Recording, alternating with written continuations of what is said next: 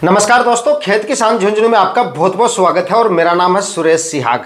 दोस्तों, केवल 2 से 3 महीने में बरसाती तरबूज की खेती से 2 से 3 लाख रुपए तक की कमाई की जा सकती है। जी हां दोस्तों, बिल्कुल आसान तरीका है, बिल्कुल सही तरीका बताऊंगा। कौन कौन सी वैरायटियों का सिलेक्शन करना है वो भी मैं आपको बताऊंगा। बरसाती तरबूज में कौन कौन सी समस्याएं आ सकती हैं, कौन कौन सी आपको सावधानियां रखनी है, और बरसाती तरबूज की खेती आप कौन कौन से एरिया में यानी कि कौन कौन किसान भाई इसकी खेती कर सकते हैं। ज्यादा से ज्यादा प्रॉफिट और ज्यादा से ज्यादा उत्पादन तरबूज की खेती से लेने के मूल मंत्र भी आज के इस वीडियो में आपको बताने वाला हूं। और साथ ही दोस्तों बात करेंगे इस समय लगाए जाने वाले तरबूज से मिलने वाले मंडी भाव और उत्पादन के बारे में। तो वीडियो पे एंड तक बने रहना और चैनल को सब्सक्राइब जरूर कर लेना। चलिए आज की इस वीडियो को शुरू करते हैं। दोस्तों, 1 एकड़ में अगर आप बरसाती तरबूज की खेती करते हैं ना, इस समय पे अच्छी वैरायटियों का सिलेक्शन अगर कर लेंगे, जो वैरायटियां मैं आपको बताऊंगा उनका अगर आपने सिलेक्शन कर लिया, बताए गए तरीके से अगर आप तरबूज की खेती करेंगे, बताए गए खाद उर्वरक डालेंगे, स्प्रे मैनेजमेंट अगर आपका सही रहा, करीब 8 से 10 फर्टिगेशन भी होंगे आपकी तरबूज की फसल में, वो भी अगर आपने कर लिया, मतलब कि मैनेजमेंट अगर आपका सही रहा तो 200 से लेकर 300 क्विंटल तक उत्पादन आप ले सकते हैं। अगर आप इसकी खेती गर्मियों में करते हैं यानी कि दिसंबर जनवरी में तरबूज लगाते हैं या नवंबर में लगाते हैं तो उत्पादन और भी ज़्यादा लिया जा सकता है। लेकिन बरसात के सीजन में जो है उत्पादन जो है थोड़ा सा कम निकल सकता है। तो अगर बरसात के सीजन में खेती कर रहे हैं तो 200 क्विंटल उत्पादन तो आप लेके चल सकते हैं। 200 क्विंटल तक उत्पादन आपको आराम से मिल सकता है। और मंडी भावों की बात करें तो देखिए, इस समय पे काफ़ी किसान भाई हैं जो तरबूज की खेती नहीं करते हैं, गर्मियों में करते हैं। नवंबर में तरबूज लगाया जाता है, काफ़ी किसान भाई लगाते हैं। दिसंबर में बहुत सारे किसान भाई तरबूज लगाते हैं। जनवरी और फरवरी माह में भी काफ़ी ज़्यादा तरबूज की खेती होती है। यहाँ तक कि मार्च में भी तरबूज लगाया जाता है, लेकिन मार्च में काफ़ी कम किसान लगाते हैं, मार्च में भी। लेकिन बरसात के सीजन में काफ़ी किसान भाई जो हैं वो तरबूज की खेती नहीं करते हैं। जो गर्मियों में करते हैं वो इस समय पर नहीं करते हैं। तो फिलहाल अगर आप तरबूज की खेती करना चाहें तो आप कर सकते हैं। मंडियों में इसकी जो आवक है वो काफ़ी कम होती है। सीमित मात्रा में मंडियों में इसकी आवक होने की वजह से इसके मंडी भाव जो है वो काफ़ी ठीक ठाक मिल जाते हैं। 10 रुपए केजी के मंडी भाव भी मिल जाते हैं तरबूज के, यानी कि 10 रुपए से कम नहीं आने चाहिए पूरी सीजन में, या पूरा आपका जो प्रोडक्शन निकलता है तरबूज का उसके पूरे तरबूज के 10 रुपए केजी के मंडी भाव भी मिल जाते हैं ना, तब भी अच्छी कमाई तरबूज की फसल से आप कर सकते हैं। 15 रुपए के मंडी भाव आसानी से लेके चल सकते हो अगर आप बरसात के सीजन में इसकी खेती करते हो। 15 रुपए के मंडी भाव लेके चले और लगभग 150 से 200 क्विंटल उत्पादन भी लेके चले ना, तो 2 से 2.5 लाख रुपए तक का प्रॉफिट, नेट प्रॉफिट मतलब आपको देके जा सकती है तरबूज की खेती। और अगर इससे उत्पादन थोड़ा सा ज़्यादा निकल जाता है और मंडी भाव थोड़े से और मिल जाते हैं, लेकिन 15 रुपए से ज़्यादा तो नहीं मिलते हैं। बरसात के सीज़न में कर लो चाहे आप कभी भी कर लो, आजकल मतलब तरबूज की खेती भी, मतलब गर्मियों में जो तरबूज की खेती करते हैं काफ़ी अगेती खेती करते हैं। जब पहली तुड़ाई होती है गर्मियों वाले तरबूज की, जब मार्च के आखिरी सप्ताह में या अप्रैल माह में, तब ज़रूर थोड़े से मंडी भाव इसके 20-22 रुपए केजी के भी मिल जाते हैं। लेकिन बरसात के सीज़न में लगाए जाने वाले तरबूज के शुरुआत में 15 रुपए के, 14-15 रुपए के आसपास आपको मंडी भाव मिलते हैं। तो इतने आपको मंडी भाव मिल जाते हैं तो भी मतलब अच्छा प्रॉफिट जो है तरबूज की फसल देके जा सकती है। तो चलिए दोस्तों, सबसे पहले हम बात करेंगे वैरायटियों के बारे में, यानी कि इस समय लगाई जाने वाली वैरायटियों के बारे में मैं आपको बताऊंगा कि टॉप कौन कौन सी वो वैरायटियां हैं जिनका सिलेक्शन आपको बरसात के सीजन में करना है। क्योंकि इस समय पे हमारे चैनल पे जो पुराने वीडियोज हैं उन पे आप में से काफी किसान भाइयों के कमेंट आ रहे हैं इस समय पे कि सर हम इस समय पे किस तरह से तरबूज की खेती कर सकते हैं और कौन कौन सी वैरायटियों का सिलेक्शन कर सकते हैं। तो देखिए, खेती के बारे में भी बात करेंगे और ये भी बताऊंगा कि कौन कौन से एरिया में आप इसकी खेती करके ज्यादा से ज्यादा कमाई कर सकते हैं और ज्यादा से ज्यादा उत्पादन ले सकते हैं। सबसे पहले वैरायटियों के बारे में बात करते हैं। तो देखिए, नंबर 1 पर है सेमिनस की एक वैरायटी आती है दिलखुश नाम से, उस वैरायटी का आप सिलेक्शन कर सकते हैं। अगर आप बरसात के सीजन में तरबूज लगाना चाहते हैं तो ये तरबूज लगा लीजिए, काफी जोरदार वैरायटी है। इसका जो वजन है ना वो बाकी आइस बॉक्स से आपको सबसे ज्यादा मिलेगा, मतलब ब्लैक आइस बॉक्स वैरायटी है ये। लगभग 60-70 दिन में आपकी ये वैरायटी है जो हार्वेस्टिंग के लायक आ जाएगी, जो कि आपको जबरदस्त वजन देकर जाएगी। तरबूज का जो वजन है ना सबसे ज्यादा मायने वही रखता है। आपके मंडी भाव जो है ना वो तरबूज के वजन पे डिपेंड करते हैं। तरबूज की साइज जितनी ज्यादा इंक्रीज होगी मंडी भाव उतने उतने ही अच्छे मिलेंगे।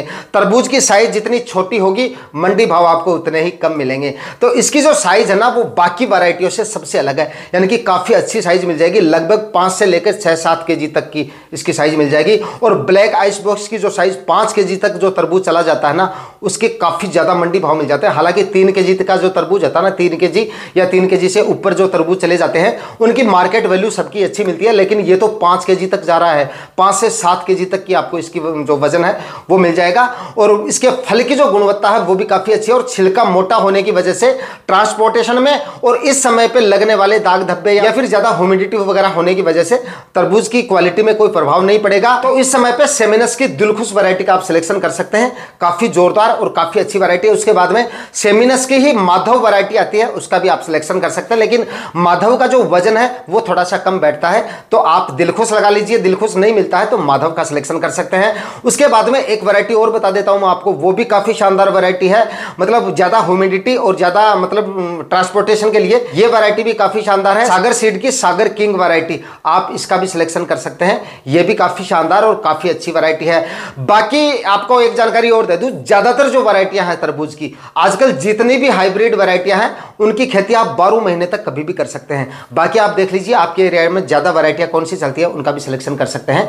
तो इस हिसाब से आप इन वैरायटियों का सिलेक्शन कर लीजिए। जो वैरायटियां मैंने आपको बताई हैं अगर आपको मिल जाए तो इन वैरायटियों का आप सिलेक्शन कर लीजिए। और इसके बाद में अब बात करते हैं कौन कौन किसान भाई और कौन कौन से एरिया में तरबूज की सफल खेती इस बरसात के सीजन में की जाती है। यानी कि इस समय पे थोड़ा रिस्क जो होता है ना, कुछ एरिया में ऐसे कुछ एरिया हैं जहां पे अगर आप तरबूज की खेती करते हैं तो इसमें थोड़ा जो रिस्क है वो काफ़ी ज़्यादा होता है, क्योंकि ज़्यादा बरसात होती है, ह्यूमिडिटी काफ़ी ज़्यादा रहती है, तो रोग बीमारियां आने के जो चांसेस होते हैं वो काफ़ी ज़्यादा होते हैं। समस्याएं भी बताऊंगा कौन कौन सी समस्याएं इस समय पे ज़्यादा आ सकती हैं बरसाती तरबूज में। तो भाई देखिए, जहाँ पे ज़्यादा नमी और ज़्यादा बारिश वाले क्षेत्र है ना वहाँ पर आप इसकी खेती करने से थोड़े बचें। जहाँ पे मतलब ह्यूमिडिटी काफ़ी ज़्यादा रहती है और बहुत ज़्यादा बारिश वगैरह होती है तो वहाँ पे अगर आप इसकी खेती करते हैं तो इसमें थोड़े से रोग बीमारियाँ जो है वो ज़्यादा आने के चांसेस रहते हैं। बाकी गर्म जलवायु और कम ह्यूमिडिटी वाले क्षेत्रों में, यानी कि कम नमी वाले क्षेत्र में कहीं से भी आप चाहे वहाँ पे आप आसानी से इसकी खेती कर सकते हैं, जैसे मध्य प्रदेश, उत्तर प्रदेश, राजस्थान, बाकी के मतलब हरियाणा, पंजाब, मतलब जितने भी क्षेत्र हैं वहाँ पे आप आसानी से इसकी खेती कर सकते हैं। महाराष्ट्र में भी काफ़ी ज़्यादा एरियाज में इसकी खेती की जाती है, गुजरात में भी आप इसकी खेती कर सकते हैं। लेकिन कुछ एरिया है जहाँ पे मतलब ह्यूमिडिटी काफ़ी ज़्यादा होती है, मॉइस्चर काफ़ी ज़्यादा बढ़ जाता है और बारिशें भी लगातार होती रहती है बरसात के सीजन में, तो वहाँ पर थोड़ी सी आप जो अपने एरिया का क्लाइमेट वगैरह देखकर तब इसकी खेती करें।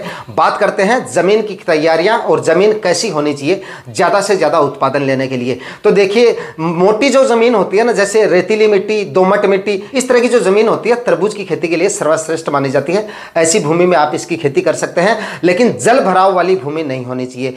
जल भराव जैसी समस्या नहीं होनी चाहिए। पानी को आसानी से चूसने वाली मिट्टी में अगर आप इस समय पर खेती करेंगे तो और भी अच्छे रिजल्ट आपको देखने को मिलेंगे। कई बार मतलब जो हार्ड ज़मीन होती है उसमें अगर आप खेती कर लेते हैं तो मतलब हल्की सी बरसात से वहाँ पे जल भराव जैसी समस्या आ जाती है और उसके बाद में जल भराव ज़्यादा होने की वजह से या ज़्यादा देर तक होने की वजह से आपकी तरबूज की फसल में काफ़ी ज़्यादा नुकसान देखा जाता है और तरबूज के फलों में भी क्वालिटी में काफ़ी ज़्यादा नुकसान देखा जाता है। दोस्तों, बरसाती तरबूज की खेती करने का सही तरीका थोड़ा सा आगे बताऊंगा। सबसे पहले बात करेंगे इसमें आने वाली समस्याओं के बारे में। बरसात के सीजन में कौन कौन सी समस्याएं आ सकती हैं, कौन कौन से रोग आपको परेशान कर सकते हैं और किन किन रोगों की वजह से प्रॉफिट की जगह लॉस भी उठाना पड़ सकता है आपको।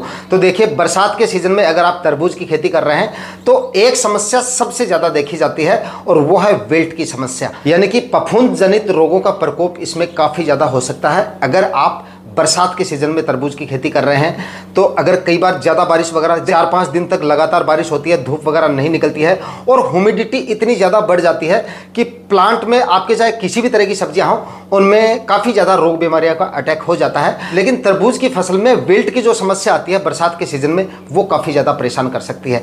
तो समय समय पर आपको मतलब फंगीसाइड का इस्तेमाल जो है वो समय समय पर करता रहना है। स्प्रे और ड्रेंचिंग वो आपको बराबर बनाए रखना है। तो विल्ट की समस्या आ सकती है तो समय समय पे फंगीसाइड के फर्टिगेशन और स्प्रे आपको बदल बदल के लेने हैं, ये समस्या आ सकती है।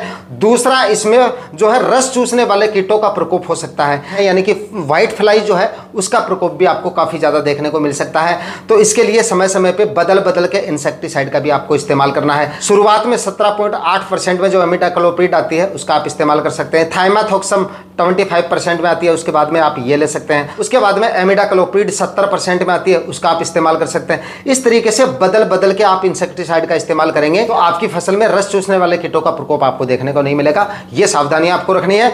दूसरा, तरबूज की खेती अगर आप कर रहे हैं तो लगभग 8 से 10 फर्टिगेशन तो आपको करने पड़ेंगे।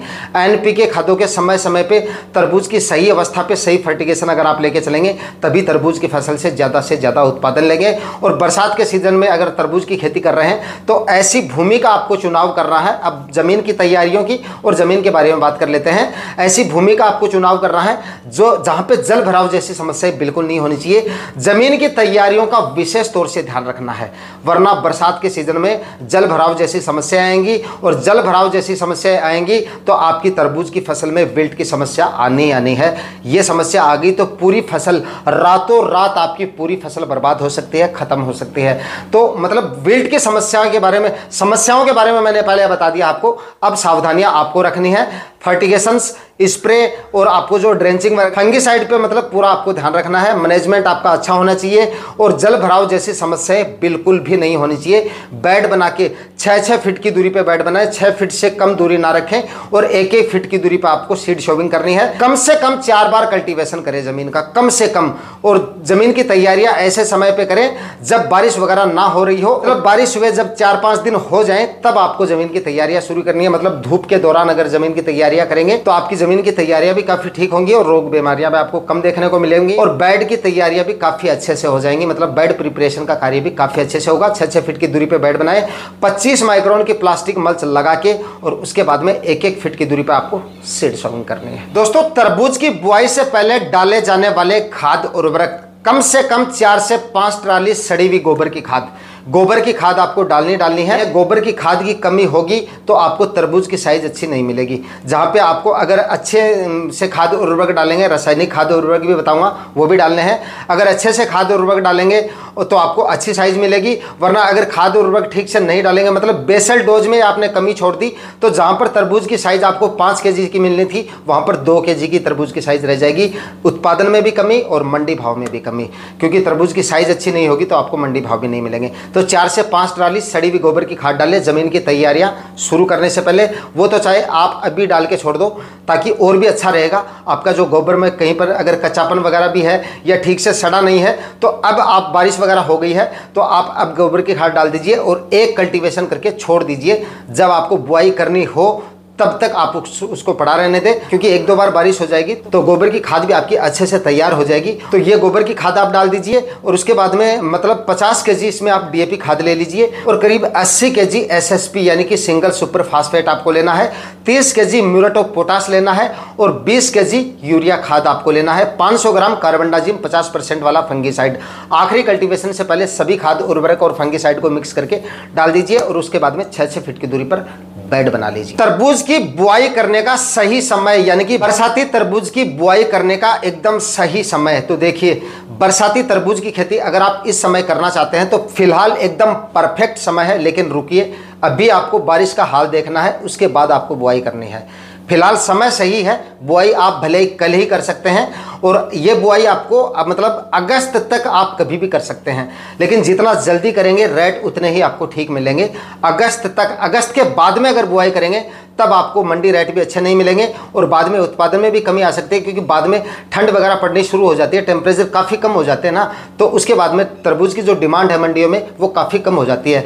जब तक गर्मियाँ पड़ेंगी, गर्मियों के दिनों में ही तरबूज का सीजन रहता है, तो इस समय के दौरान अगर यानी कि अगस्त से पहले अगर आप इसकी बुआई कर देंगे तो आपको उत्पादन और भी अच्छा मिलेगा। तो अभी आप इसकी बुआई कर सकते हैं, बिल्कुल सही समय है। लेकिन बारिश का हाल थोड़ा सा देख लीजिए, क्योंकि अभी मानसून आ रहा है और कई जगहों पर बारिश हो रही है, काफ़ी ज़्यादा बारिश हो रही है, तो एक बार मानसून की बारिश हो जाए, अच्छे से बारिश हो जाए, उसके बाद में आपको ऐसा लगे कि अब 10-15 दिन तक बारिश नहीं होगी, ऐसे समय में आपकी इसकी बुआई करें। क्योंकि अगर आप ऐसे समय में बुआई कर देंगे, जैसे आज आपने तरबूज लगाया और 1-2 दिन बाद ही भयंकर बारिश हो गई, तो क्योंकि मानसून की पहली जो बारिश होती है वो काफ़ी तेज़ होती है काफ़ी जगहों पे, तो अगर ऐसा हो गया तो आपकी तरबूज की जो बुआई है वो आपने कर दी, हाल ही में की है, तो जर्मिनेशन में भी समस्या आ सकती है। और अगर जर्मिनेशन हो भी जाता है तो प्लांट आपके काफ़ी वीक रह जाते हैं, क्योंकि पानी ज़्यादा गिरने की वजह से उस पर मिट्टी वगैरह ज़्यादा चढ़ जाती है बीज पे, तो इससे जर्मिनेशन काफ़ी लेट होता है, मुश्किल से ज़मीन से बाहर निकलेगा आपका प्लांट, और उसके बाद में जितना मुश्किल से वो बाहर निकलेगा उतनी ही कम ग्रो होगा, यानी कि उतनी ही कम ग्रोथ आपको उसकी देखने को मिलेगी। तो ये थोड़ा सा आप देख के उसके बाद में तरबूज की बीजों की बुआई करें। तो दोस्तों, तरबूज की खेती के बारे में कंप्लीट जानकारी आज के इस वीडियो में मैंने देने की कोशिश की है। फिर भी अगर कोई टॉपिक छूट गया है